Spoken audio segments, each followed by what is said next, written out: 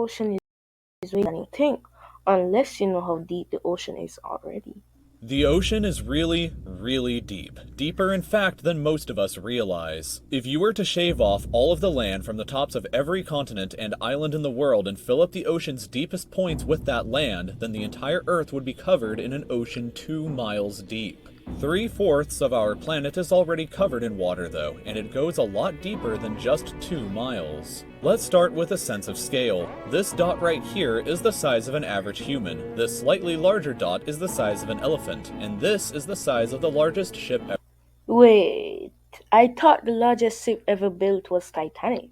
I didn't know it was not Nevis. ever built, the Knock Nevis. With that in mind, let's start going underwater and see what we find out.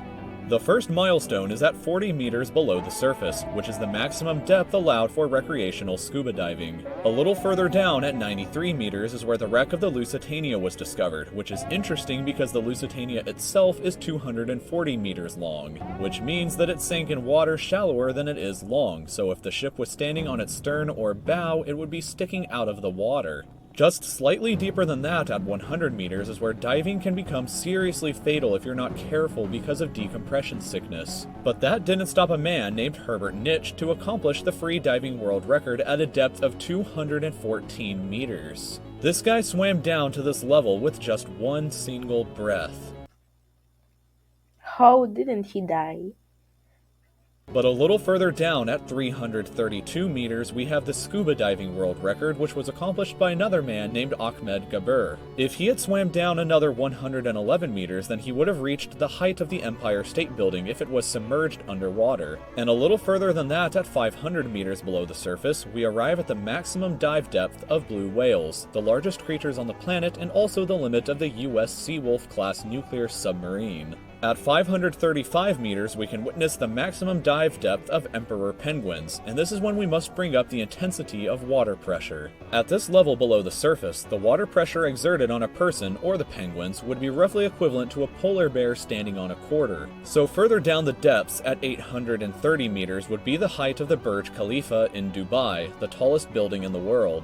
Once we hit 1,000 meters below the surface, We are 1,000 meters begin in. to enter the scary zone. Light from the surface We are in the scary zone, guys.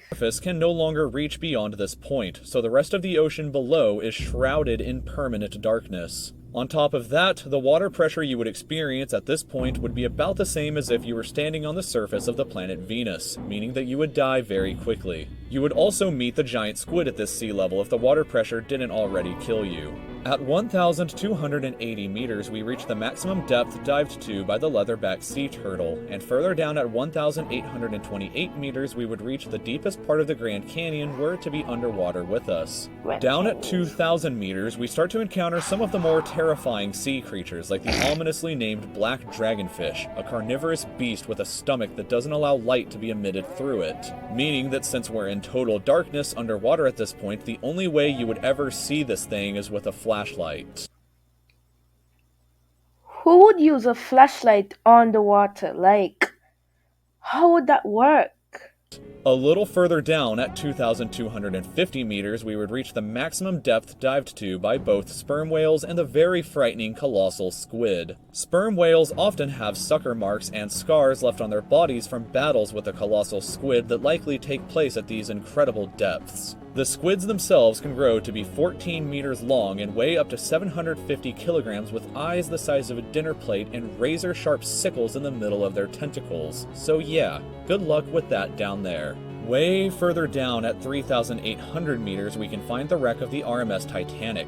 And a bit past that, at 4,000 meters, we start to enter the abyssal zone of the ocean. Water pressure is at an astonishing Wait, Lex, 11,000 pounds per square inch down here, and there are numerous strange, almost alien-like creatures that inhabit these depths, such as the fangtooth, anglerfish, and viperfish. these are alien-like creatures. Are they edible? Down at 4,267 meters is the average depth of the ocean where you would normally expect to hit the floor, but there are parts of the ocean that go significantly deeper than even this. At 4,791 meters rests the wreckage of the battleship Bismarck sunk during World War II, and way down at 6,000 meters is the beginning of the Hadal Zone, named after the underworld Hades itself. The water pressure down at these depths can Wait, so the Hadal Zone is hell? become 1,100 times what you would experience way back on top at the surface, which is roughly equal to an elephant balancing on a postage stamp or a single person carrying the weight of 50 Boeing 747 jumbo jets. Down at these depths, you would be crushed immediately without any outside protection, but life still exists down here in various strange forms. At 6,500 meters, we reach the maximum depth that the DSV Alvin can dive to, a popular research submarine that helped to discover the Titanic.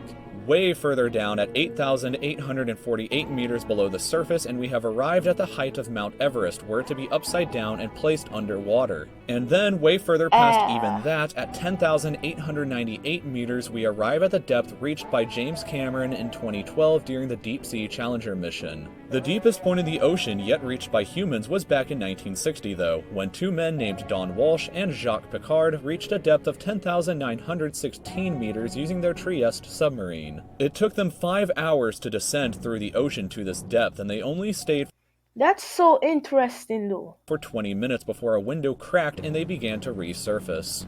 Just a bit further down from there at 10,972 meters and we reach the average flight altitude of a commercial airliner. So if you've ever looked out of a window while on a flight and looked down to the ground, that's a very good sense of how incredibly deep down into the abyss that we are currently at. Finally, when we hit 10,994 meters, we have hit the bottom of the known ocean called the Challenger Deep, right here on this map just about 300 kilometers southwest of Guam Island.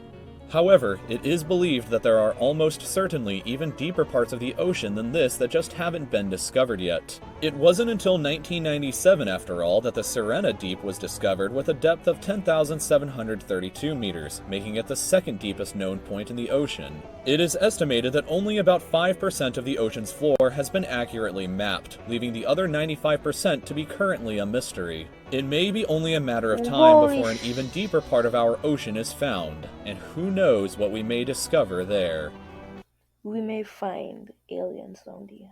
So thank you for taking the time to watch this video. If you'd like to stay up to date with videos in the future just like this one, then you can subscribe.